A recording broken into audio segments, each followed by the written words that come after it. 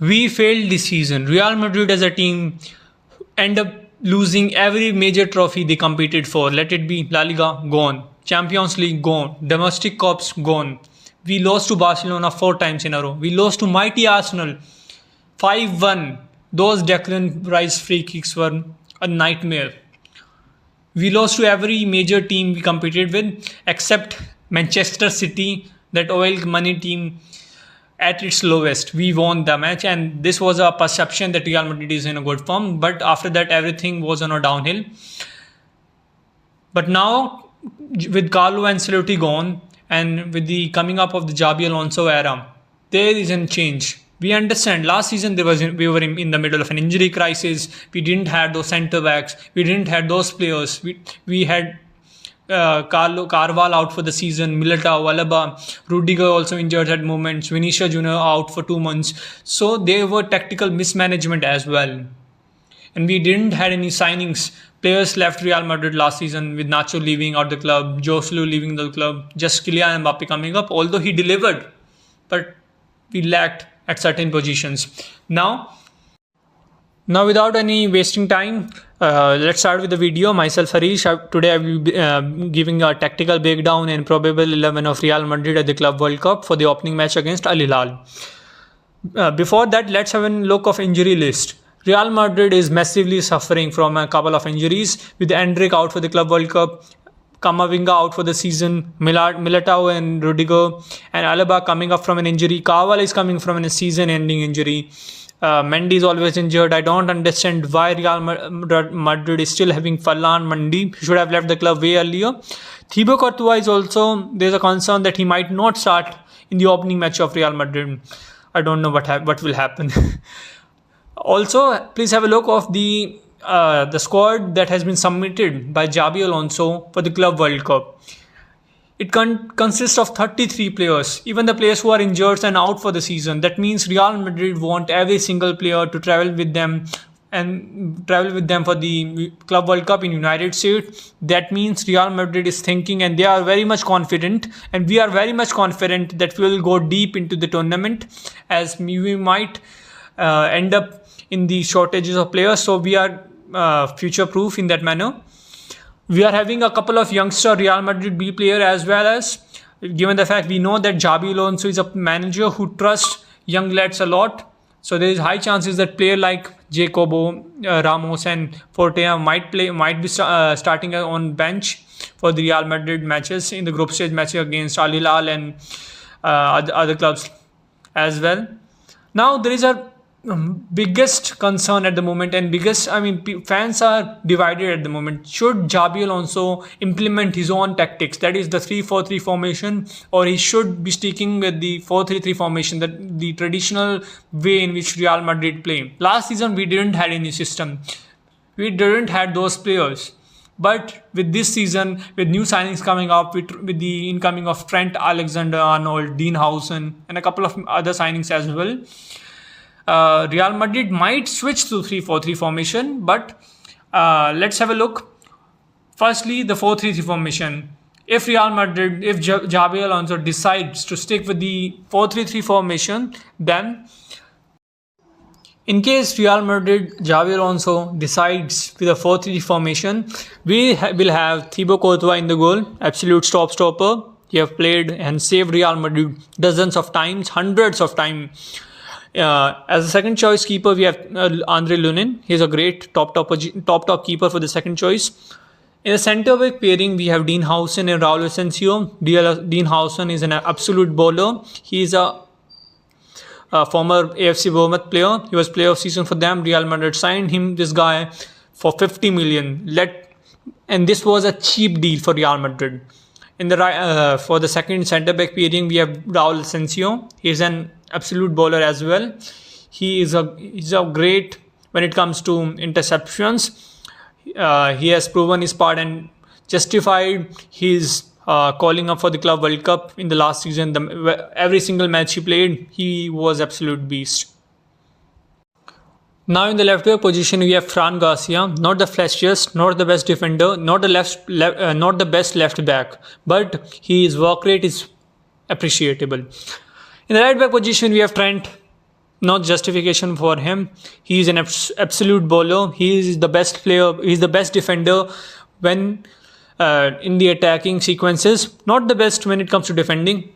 And please, Real Madrid fans, please understand that we have not signed Trent Alexander-Arnold to defend. Now in the midfield, we will be having a three-man midfield, which will comprise of Bellingham, Tchouaméni, Valverde. Tchouaméni will be playing as a CDM. Last season he was terrible because he was playing out of position. He was playing as a centre back. But let it be clear, Tchouaméni is the best defender, best CDM in the world. One of the best CDM. There are a couple of other as well. Zubimendi is there, Rodri is there, but Tchouaméni is an absolute beast when it comes to the CDM position. For the box-to-box midfielder position, we have Valverde. He will be playing the role of the box-to-box midfielder. He is our El Capitano, so no reasons why he shouldn't be starting in the Club World Cup. In case he is not fit enough for the first match, then we will have to go for the bench players. For the third midfield role, there is Jude Bellingham. Jude Bellingham is one of the best midfield in the world, if not the best at the moment. He is suffering with a shoulder injury, but he will be playing for the Real Madrid in the Club World Cup. Now we in the forward three. Here comes the trickiest part. Should Real Madrid not start Rodrigo? Rodrigo is a great player, but last season we have noticed it dozens of times when Vinicius, Mbappe, Bellingham and Rodrigo were playing together. There was no we were lacking to control the game. There was no player in the game who was able to control the game, because when we started Arda Güler, we noticed how there was a change in control that Real Madrid have.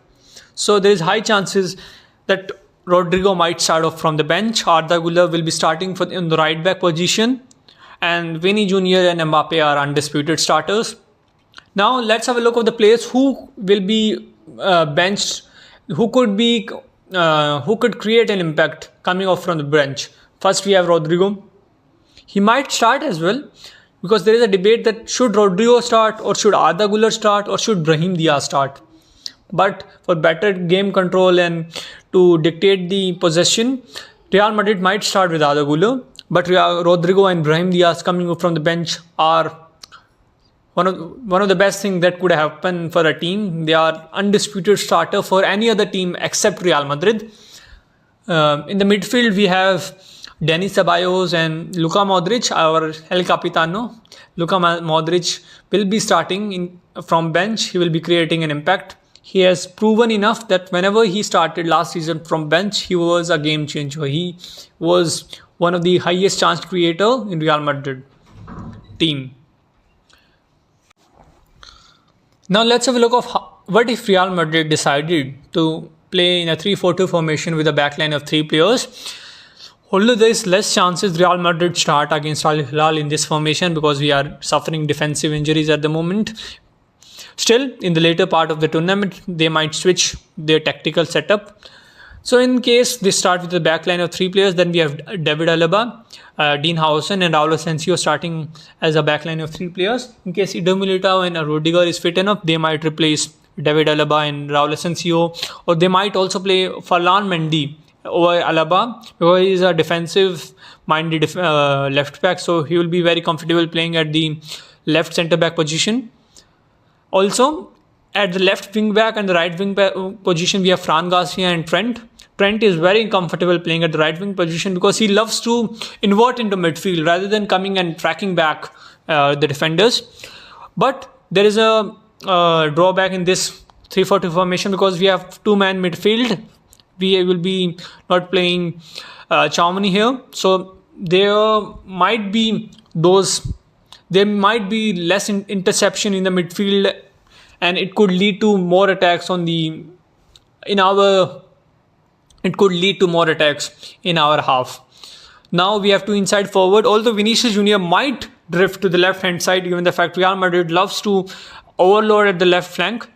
And we have the other inverted forward, that is Arda Güler be, or it could be Rodrigo as well, or it could be Brahim Diaz as well. So there could be changes based upon the forms and injury concerns of the player, and based upon the fitness issues. Kylian Mbappe will be starting on the centre forward position. There is no doubt about that. Mainly, these are the players who will be playing. Now, I would like to know from you guys. This was the tactical breakdown. Now, I wanted from you guys that what should be the formation that Real Madrid should be playing for against Al Hilal. It should be 4-3-3, or it should be 3-4-2-1 formation, or should Real Madrid start Arda Güler, or should Real Madrid go with Rodrigo or Brahim Diaz? So please comment about it in the comment section, and please do like the video and subscribe the channel.